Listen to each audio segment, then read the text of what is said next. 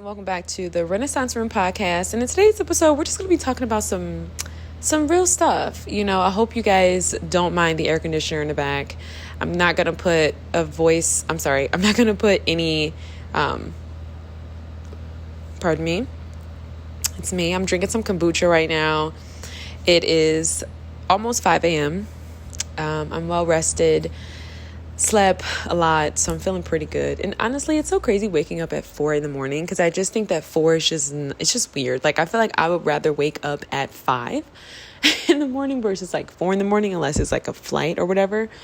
But I want to kind of talk about this huge phenomenon that is self-love, and how self-love has become the embodiment of a very narrow picture, and how self-love it's a very narrow, it's seen in one way, right? Especially in terms of like being a Black woman, being Black people in general, how self-love is something that is seen as, if you love yourself, then one, you look a certain type of way, right? You're more yielding and synonymous to European, whether it be mannerisms, whether it be, presentations and so forth.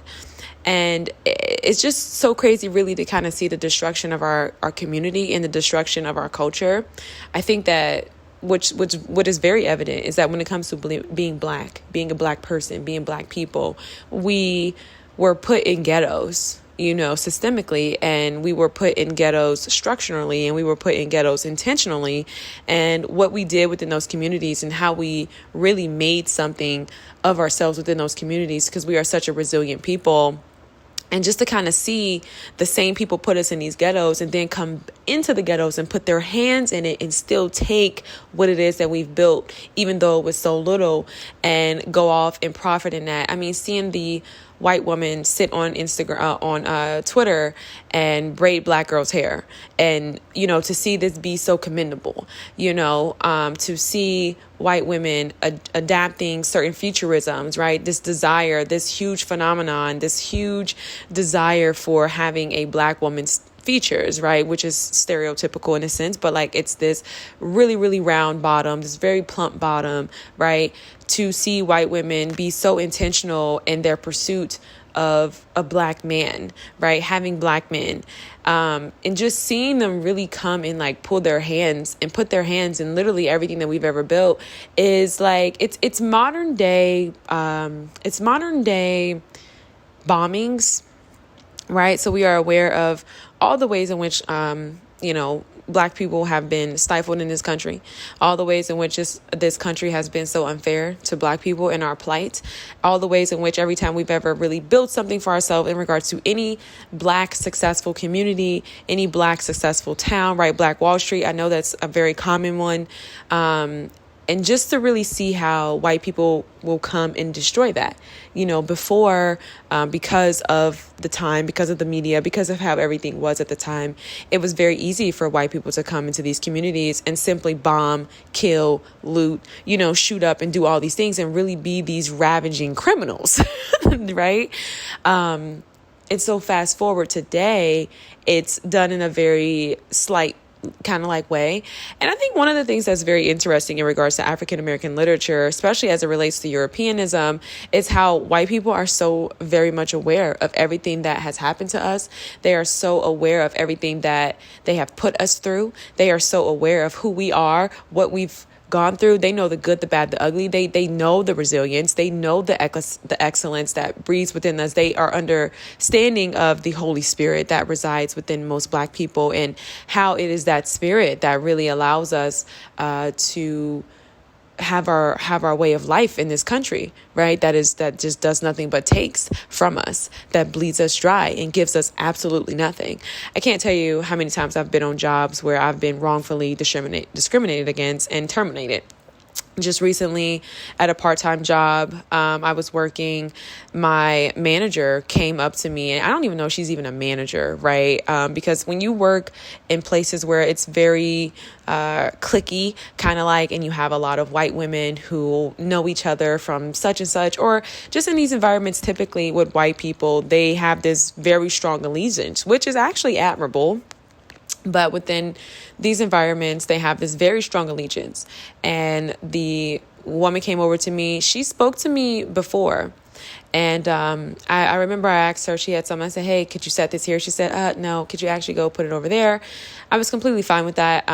In my mind, I'm like, okay, she has boundaries. And I think my initial thought walking into this space, being in this environment with these white women, being in this environment in period, right? It was a clothing store.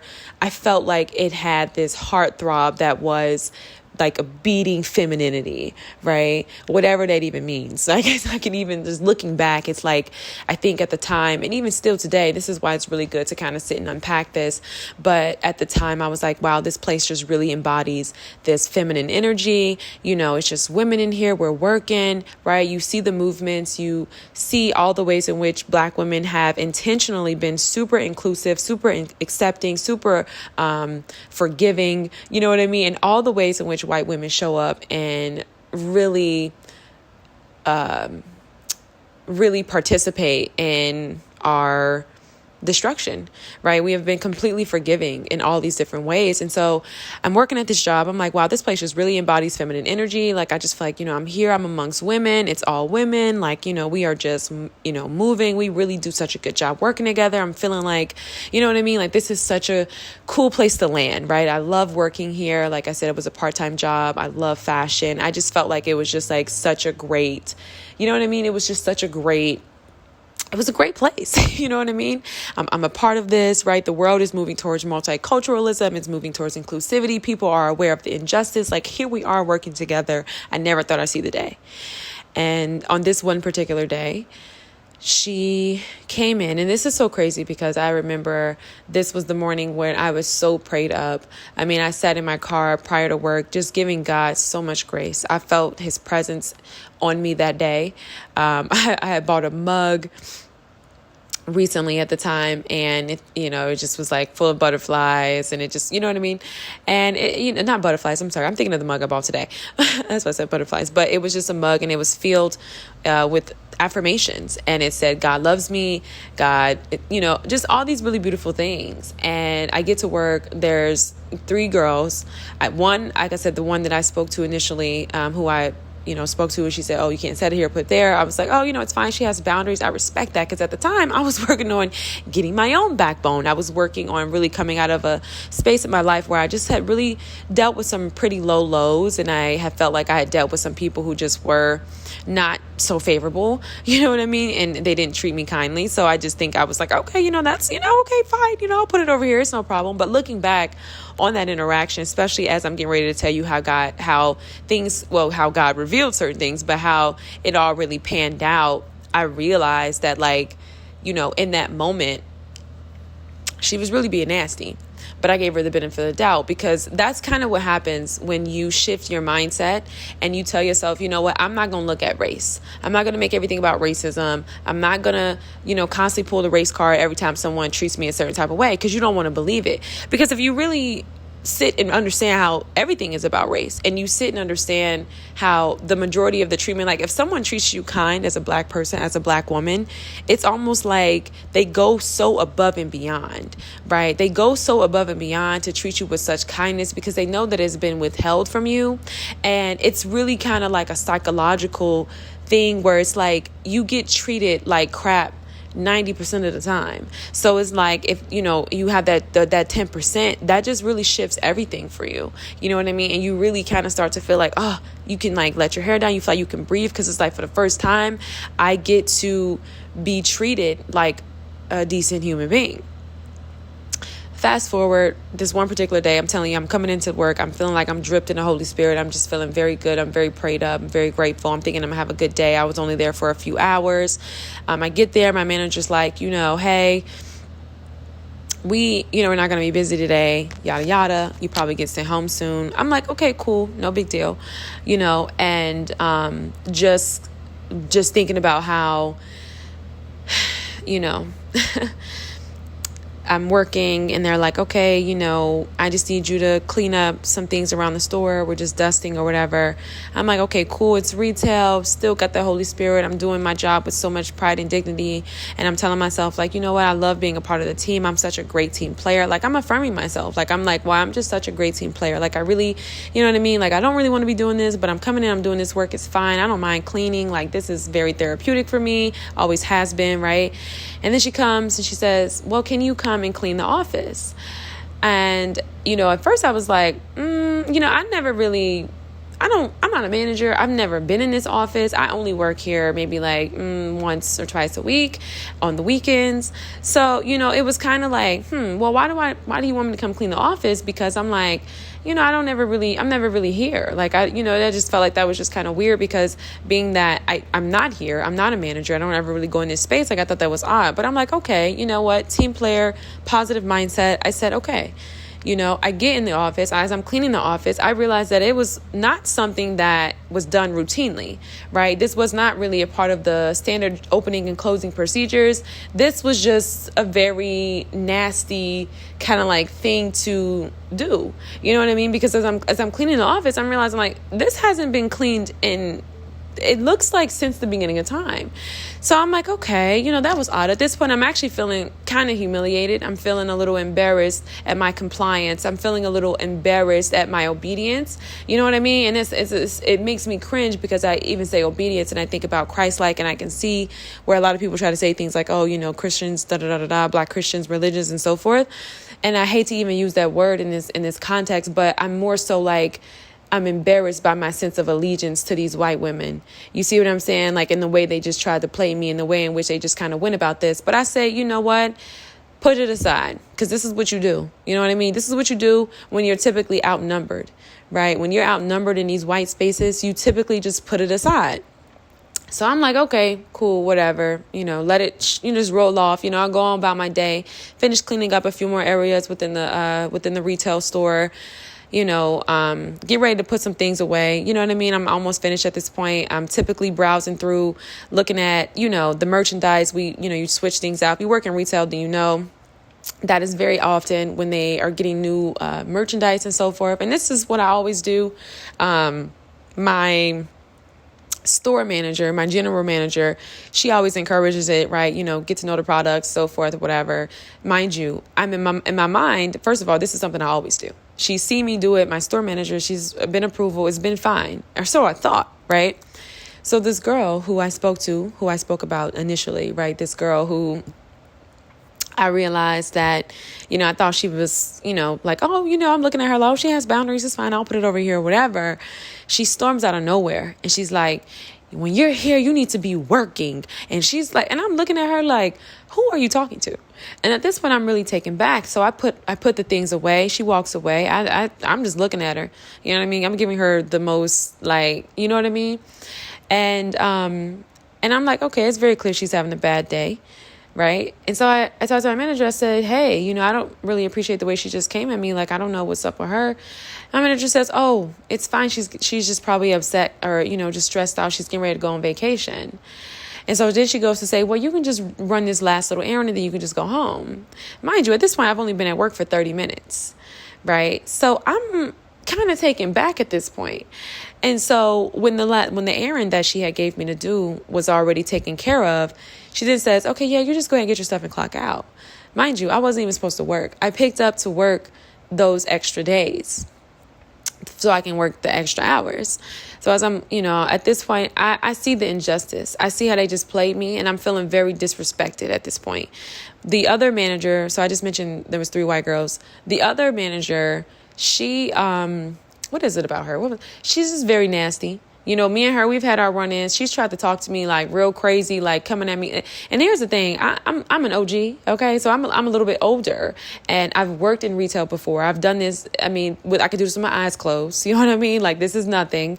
And so I don't appreciate certain things. I don't allow certain things because I'm not a child. You know what I mean? I'm not some like 16-year-old who has no clue what she's doing on this job. You know what I mean? And I'm clearly here willing to do my job and show up. But when you start getting a little extra, you're doing a little too much. You're trying to be a little too, You know what I mean? Kind of like that hovering. I'm not used to that.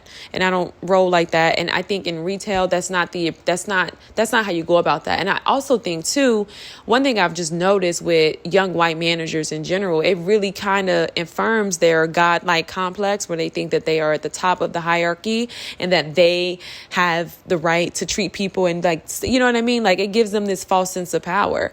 And I've always talked about this and just how you have poor leadership versus managers and so forth. So anyway, she was there. And, I'm standing at the register. For her to be a manager, no good morning. She says nothing to me. And I think this is another thing, too, that I just feel like when it comes to, I think this is another thing, too, that I just really dislike. I feel like this is it. You know what I mean? You have these managers, you have these people in position who are just really nasty and who have absolutely no right to be, talking to people in such a way. So anyway, she never spoke to me. But as I was leaving, I just kind of noticed like just her energy and everything. And we were walking past the girl who said something to me like, when you're here, you need to be working. And it was never addressed. And they have not scheduled me since. And so I think that this is what it really boils down to. And so when we start talking about self-love and how it's really just like, this is why I just feel like everything that goes on right now up until this point in America is a performance. Everything is a lie.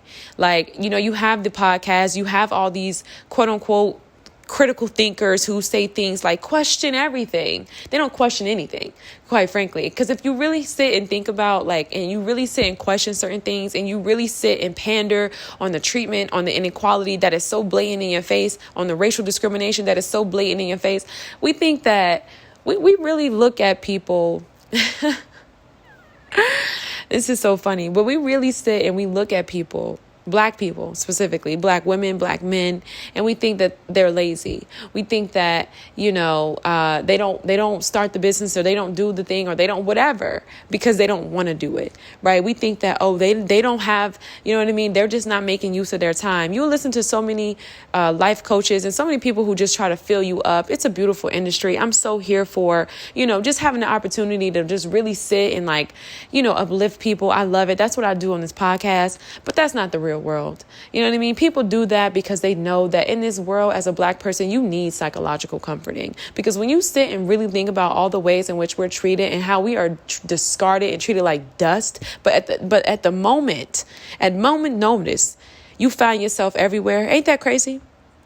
Ain't that crazy how as a Black person, you get treated like crap in this country? But at a moment's notice, you find yourself everywhere. You get to these jobs, and this is the thing too, right? It's so funny because it's like now that white women are realizing that they have always been the standard, now that they've accomplished their goal in regards to their own, feminism in terms of like having equality with white men, right? They're getting the corporate jobs, they're getting the salaries, they're starting the businesses, right? They're finally getting up out of patriarchy and how white men treat them so poorly. You know what I mean? They're finally getting their means and so forth. You see, now they're throwing everything that is you away. Right. We've seen this with the whole Kardashians, not to even really talk about them because I don't even really want to get into you know what I mean? But you just kind of see it. It's like they can put it on and take it off. Right. It's cool to be Black when it's profitable. It's cool to be Black and be on the whole gravy train. Right. When it's profitable, when it's whoop-de-whoop, you see it in their mannerisms. You get on TikTok. I can't get on TikTok without seeing a white girl with some long acrylic nails. And people talk about Black culture and deprivation. It wasn't deprivation. It wasn't lack. It wasn't ghetto. It wasn't any of that until y'all start putting y'all fingers in it and making it like something that is not. We didn't corrupt our image. Y'all did.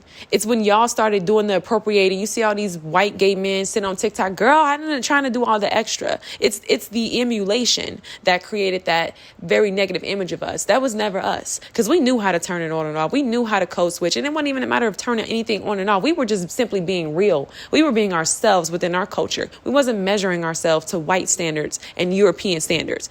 So one of the things that I want to talk about on this podcast episode today is how for so many Black women today, how we're really, we are being attacked. We are being spiritually attacked. And it's important for us to really start to armor ourselves with God. Black women today are being spiritually attacked. It is very clear to me, just to see how for so many of us, just literally everything. Like, when we start talking about these movies, you start thinking that you get a slice of the pie, that you get to show up because you see yourself wherever you go. You see yourself wherever you go. You see white women, the mannerisms, even how white women talk today. I was at the Ulta, and she's coming at me like, you know what I mean? Like, and she wasn't coming at me, but just even how she's moving, how she's like, you see yourself everywhere you go. You see little inklings of you, but yet at the same time, it's like you don't get to parlay. You get called ghetto. You get called, oh no, that's not classy enough. That's not white enough. That's not thin enough. That's not do. You know, and even though I feel like with so many of these men who try to come and bridge our relationships together, Kevin Samuels being a very prime example, I don't think it was all lost on him, because I've actually seen one positive video of him. I was actually really taken back. I think a lot of times, because I didn't immerse myself in his content, I will say that one thing I know for sure, you know, people have a way of taking sound bites and things like that and really twisting a person's narrative. I think that's why for me, if I do have content creators, I'm typically in like loyal fan bases, I would say, because, well, until, you know, I start seeing different things, but really because I think in order to really make a judgment of a person, you kind of have to see them and their character over a course of time. You know what I mean? Like, you have to kind of see where they're at over a course of time. I think that too often we kind of just see one facet of a person, then we just kind of run with it. And that's not how you judge a person's character. Like, you see over a course of time, like, okay, what is this really about? And I think even now it's really hard because as a Black woman, the message is so loud today. I mean, it was always loud, but like right now it is screeching. You are not enough. That is what it's saying. You meet Black men who are also being brainwashed. And I'm not talking about them having a difference in struggles, because we got the same struggles as Black people. I say that all the time. I don't know why we sit here and try to be like, oh, it's the men, it's the women.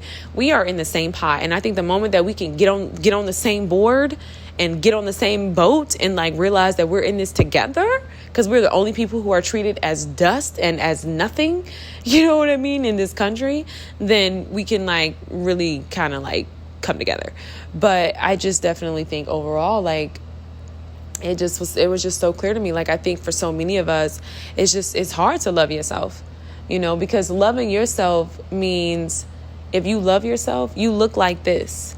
And this looks like a European woman. You know, people talk all this stuff about, oh, Black women with the natural hair and how it's beautiful and da-da-da-da-da. But as a woman, when you're on your game, when you're doing you, do you know that people will actually approach you like you don't have self-love? Do you know that you will actually get lesser treatment when you show up as yourself? Do you know what you forfeit to be this woman who is like just a Black woman and who's embodying that? You forfeit quite a bit. And honestly, I think that this is also something that Black men realized. And I think that because it was so normal and it's been so culturally accepted, for Black men to go and date outside their race, they realize that they get treated better when they are with a white woman. When they are with a white woman, they will assimilate into white customs, into white environments, and for them, it benefits them. So because they get so much of a benefit for being with white women, and because it has been so culturally accepted and normalized at this point, they much rather go and be with a white woman. And I think when you have been immersed in that culture, when you have been immersed in that, it's going to be really hard for you to find the Black woman who is the rib of you.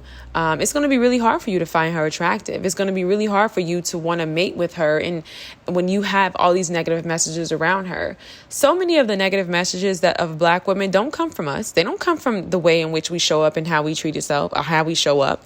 You know what I mean? How we treat each other. It actually comes from the world. It comes from the movies. It comes from the media. It comes from these very, like, for example, with Martin, right? Shanae. Who came up with that character? You know what I mean? What was her name? Shaniqua? Yeah. You know what I mean? Like, that's where it comes from. Just think about, for example, movies like Poetic Justice, right? I mean, I would say that Janet Jackson was depicted, you know what I mean? Even in Friday, right? Nia Long, you know what I mean? Classy, you know what I mean? Like, these are the images of Black women that are seldom represented. And because of the cultural ignorance that is white people, and I said white people, I meant to say in white culture, and how it's pedestalized and how we have to learn about it and so forth. Some of them know, but the ones who don't know, it's like it's kind of lost on them. You know what I mean? And then that then in turn affects us. And that's kind of what becomes a narrative. And that's why you have certain conservatives who will say stuff like, oh, blackness is ghetto. And they'll just say these really, really messed up things, because the only thing that you typically see is the hip hop videos where, you know, there is the Rims, there is the black women who are twerking in the Vixens and so forth, you know what I mean? But like, we don't exist in that. And that's why you hear a lot of black people saying today, we don't exist in a monolith. And it's because you have people who will, you know, treat black women as if this is all that they are, right? If you got the long nails, if you got the weaves or whatever. And it's just so crazy how we've just really been obstructed, you know. Certain things were beautiful because it was the black woman, and only a black woman would wear it and do it. You know what I mean? And if you didn't like that, then you would just simply go and find you something else because you didn't like it. But there was a point in time where I remember where, you know, you would be in your house and you would be with your bonnet and you would be, you know what I mean, with your black man, you know what I mean, with your partner. And it was like, y'all was good. You know what I mean? Like, hey, it was a simpler time. We didn't have all these people cherry picking our history, cherry picking, you know what I mean? I just don't think that we don't realize just how much, you know, white people really got their hands in us, you know, in our communities, in our narratives. It's really bad right now. We are being psychologically destructed, you know, and we're being spiritually attacked. And it's a very powerful motive. It's a very powerful move. And I just think that, you know, it was just more so like you just kind of want black women to understand that, you know what I mean? So when we start talking about self-love, I would say, you know, baby girl, it's important for you to know that you do love yourself, and like just start there, because you can't, if God is love, right? And God says that I exist in you, right? God says that I put my spirit in you. I breathe my spirit into you. Then you can never be without love. So, you know, this whole idea of like self-love and this culture of self-love is really just being sold to you. And what is the standard of that? It's Europeanism, right? It's the white woman. You know what I mean? Like it is, you know, this woman who is white, and it's the weaves. It's all the extra. You know what I mean? It's all the extra. You dated black women because you liked their physique. You liked how they came with a sense of uniqueness about themselves. And really what black women were doing now was going backwards, right? We were trying to pay into the Europeanism standard, right? We were falling in line with the mutilation, right? The degradation of our bodies. You know what I mean? We were falling in line with that because we are under psychological attack. We're under spiritual attack. Our entire communities are being obstructed. They have been taken from us. You can't even really go outside and be around your people and just feel safe. You know, a lot of people talk about the ghetto like, oh, you live in a ghetto. It's this, it's that, it's dirty. Y'all don't even know. When you listen, it's something about living around black people that exist outside of these movies that y'all see. Because y'all never lived in a ghetto. So how would you really know? And what makes the ghetto? Because black people live there? If that's what makes it ghetto, okay, that's fine. And I'm not going to sit here and deny that, because I talk about this all the time. Now, understand this. I'm going to just put this snippet in here, too. I'm not a black person who gets on here and just talks like, oh, we need to be da-da-da-da, because there is a whole lot of things that go on within this community that we need to really take heed to, like, and we need to really address. And that's why I'm big on youth advocacy. But, yeah, like, there's just something comforting. And it's the same for white people, right? It's the same for any other people. And it's something how white people can live within their communities, and they obviously know that they feel safe, because anytime a black person or somebody else move within that community, they're like, oh no, you are disrupting the comfort of us, right? Isn't it crazy how Asians can all live within the same community, within the same towns and cities and so forth? Isn't it crazy how the Latinas can live within the same communities, same neighborhoods and so forth? But then black people, when we live within the same community and so forth, we're seen as criminals, right? Because y'all have to understand that America criminalizes black people. You know what I mean? So I think one thing I want to make very clear, and that's why, you know, it's really trying to be mindful, but not even really mindful, but just making sure that I'm being spirit led, because this is not a pro-Black movement. This is not a conscious movement. This isn't, I'm not here. I'm strictly really on my faith tip. Like, I just want to speak life and love.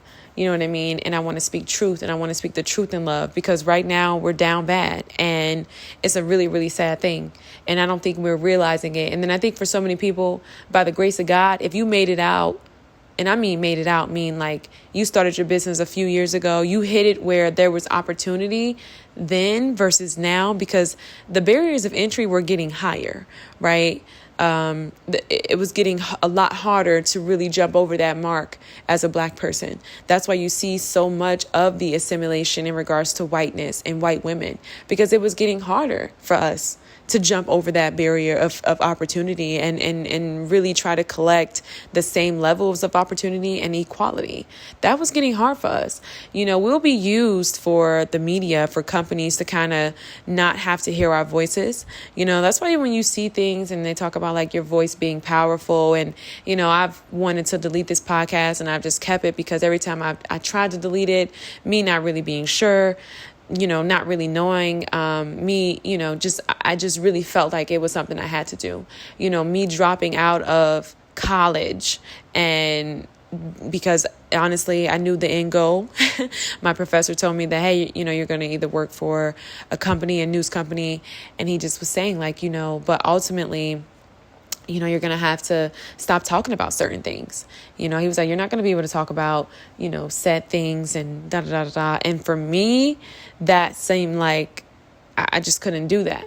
You know what I mean? I couldn't do that, because I just knew that it was just something about, I don't know what it is. This is a very strong conviction. I'm not even sure right now. You know what I mean? Like, to be honest, because it really makes sense. Like, why not just go to school, take the money. You know what I mean? Because I believe that I can do it. I don't believe, and I never really believed that for myself. You know, I never believed that I was going to go to college and not have a good job and not get the best bang out of my buck. I was way too determined. You know what I mean? I still am to this day. I'm just too determined for that, to settle for that lot in life. And, but this is why I talk about it's time for Black people to start redefining what success looks like. I think when we have these conversations, it gets kind of scary, you know, and I think what really gets scary for a lot of people is when you start to realize how little control you have in this world as a Black person, you know, and when I mean control, I mean like how enslaved so many of us are, and how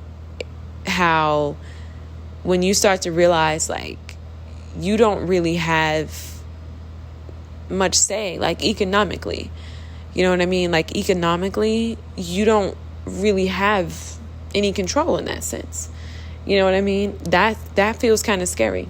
And so I think it's just easier to kind of just sail along and move along and not think about certain things, and not, you know, even when people talk about like the end times, you know, the Bible, you know, God, the book of Revelations, like, it's just easy for us to really kind of like, it's easy for us to really stray away from a lot of truth.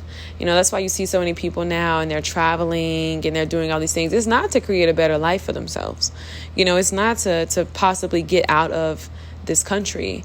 It's more so to just simply, well, okay, let me not say that, because I do think for some people, the standard of living here is just really, really hard, right? Like, it's becoming harder. But I think for a lot of people, they're looking for something. You know, people are traveling so heavily right now because they're looking for something. And you're just not going to find it outside of Christ. But I don't want to venture too far off. I just wanted to come on here and really share that experience, and just let you know that it's time for you to find some other solution, find some other way. You know what I mean? I completely commend so many Black women, and you know, we always done this, you know, been very much God-fearing. But I just, because this can't be the way. You know what I mean? This can't be the way. Like, the cost of this, the cost of economic partnership and economic equality is coming at the expense of us. And it's not a matter of deprivation. It's not a matter of showing up and being this, you know what I mean? But it is. It's coming at the cost of us. And so, I don't know. I think you look at the most successful people, right? The people who have garnered all this influence. They're just YouTubers. Like, I was looking at someone who has like a supposed, I don't know what you want to call it, like a news show. But it's just a YouTuber at the end of the day. And anybody can practice the skill. So I don't know, you guys. I just think when it comes to self-love, don't buy into it. Don't buy into the belief that you don't have it. Because that's not true. You have it. And you do whatever you want to do. If you want to wear your wigs, that's fine. Black women, we've been doing this for years. This is nothing new. People say, oh, you got the wigs and the weave. They've been doing the wigs and the weaves. What are you talking about? We've been done up. We've been that girl. Okay? You know what I mean? So don't buy into the belief that, you don't have it and that you never had it and that you need to do something. You know what I mean? Just try to stay away from that, because it's really just marketing. It's good marketing at the end of the day. They want to sell you this belief that you don't have self-love. And you do. You absolutely do. It just don't look like the standard that they think that it should look like. So then they try to say you don't love yourself. You know what I mean? But it ain't really a matter of like you not loving yourself. It's just the fact that they don't think that you should love yourself. You know what I mean? So I'm going to end there, because at this point, this podcast is like super lengthy. But yeah, carry that with you. Carry that truth within your spirit. God bless.